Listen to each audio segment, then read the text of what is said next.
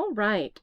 So in the warm-up, what we were finding were called antiderivatives, right? And a function, say capital F, is called an antiderivative of the function, say little f, if for all x in the domain, when I take a derivative of the antiderivative, those two things do and undo each other, and I'm left with that original function, right? When we differentiate, that's what that little prime means. When we differentiate the antiderivative, we get that function little f, right? So on all of these, when I took the derivative of sine, did I in fact get cosine? Yes. When I took the derivative of x to the fourth, did I get 4x cubed? Yes. Right? I'm taking a derivative of my antiderivative function, and that's giving me my lowercase f. When I took a derivative of a quarter x to the fourth power, did we get x cubed? Yes, we did. Please do not stress about a capital F versus a lowercase f. These functions are different from each other, so they need different names, right? Cosine and sine are different. I have to have different names. The reason why we are choosing to use like a big capital F instead of, say, G, is just to underscore that there's a relationship between this function and that function. What is the relationship? When I take the derivative of the antiderivative, I get that original function. Okay? So I now want us to have a discussion. I realize that you are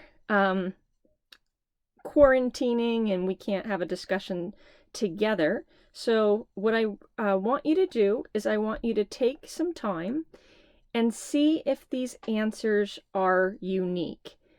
Or is there a most general form of an antiderivative? Okay? And when we get back, I've got some animations to show you and well, I don't want to tell you the surprise. Take a moment and think about, are these yellow big F's that we found, are they unique? Or is there another function that when I take the derivative of, I will also get cosine? All right, so welcome back. Perhaps you discovered that these were not unique. Say, for an example, the derivative of sine of x plus 2, for an example. In fact, I've got it. Well, you know your teacher, I was thinking about the color, but here is this black one right here, right? That's sine of x plus 3, for an example. If I take the derivative of this function, the derivative of sine is cosine, and the derivative of 3 is 0. Lo and behold, we have cosine x plus 0, which is just cosine x.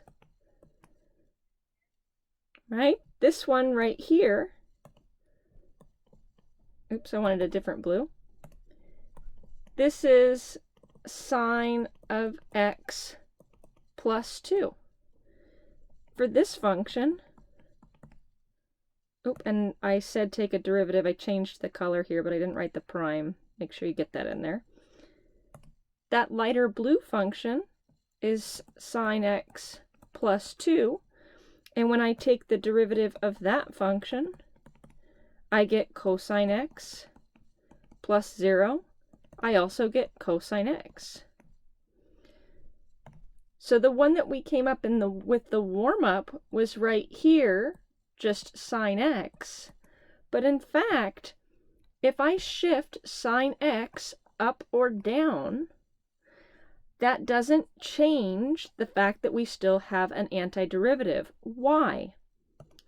When I'm taking the derivative of these constants, I'm getting 0. There's also a geometric way to explain this. Remember what the derivative does. The derivative is telling me the slope of the tangent line at any point on the curve. And say for when x is 0, what do you notice about all the slopes of these tangent lines, regardless of which curve you're on, purple, orange, red, green, etc.? These are all the same slope, right? Anywhere you are in the domain, the slope of the tangent line is going to be the same slope. Here's another graph of our x to the 4th function. And you can see that, again, all of these having, for a given x in the domain, the slope of the tangent line to all of these curves, this whole family of curves, they're all the same slope. Okay?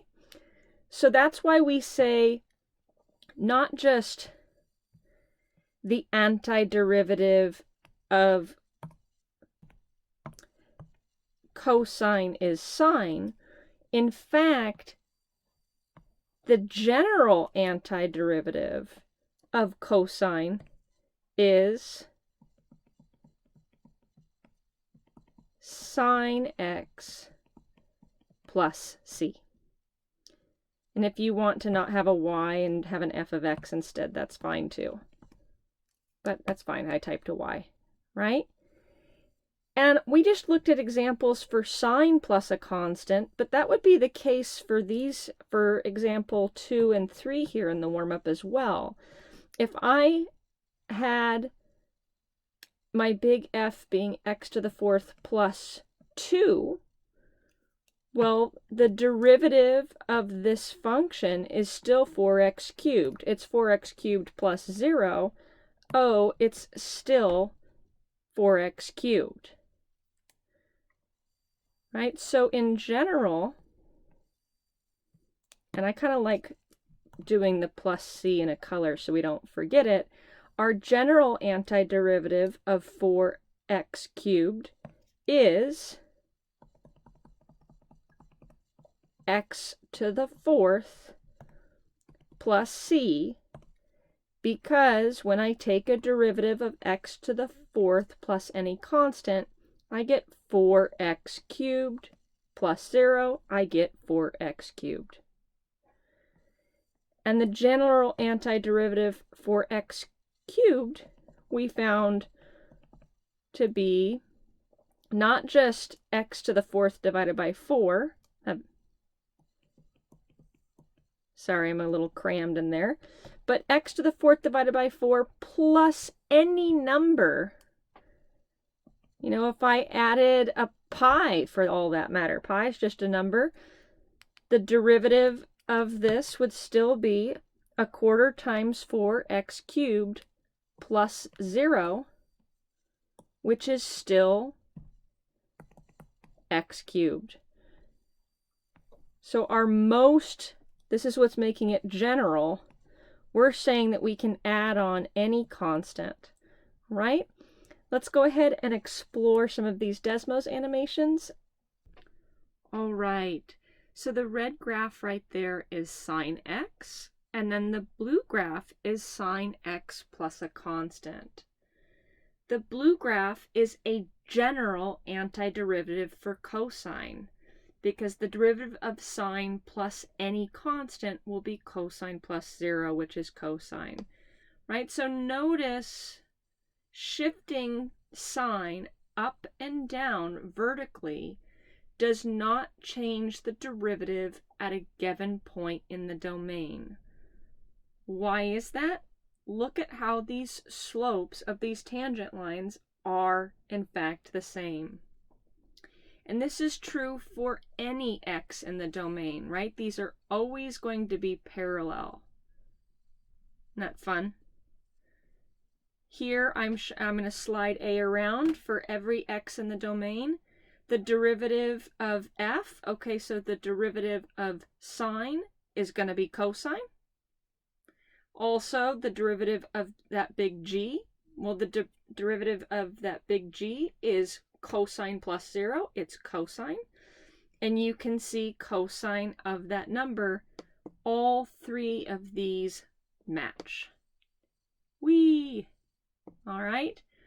I've got similar animations for you to play with our other two functions. The general antiderivative for 4x cubed is x to the 4th plus a c. You can see that shifting up or down does not affect the slope of the tangent line for a given x, and that's true for every x in the domain.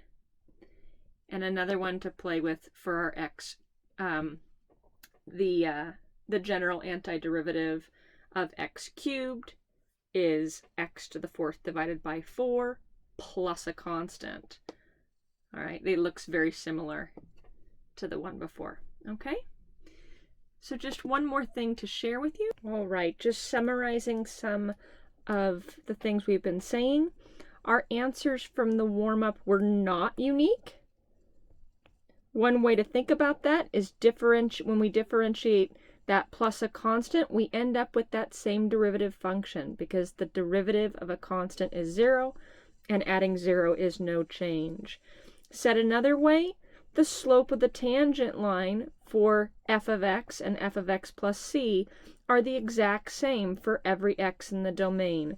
And that's because graphically you're just shifting those curves up and down, and shifting them up and down doesn't affect the slope of the tangent line at a given x value.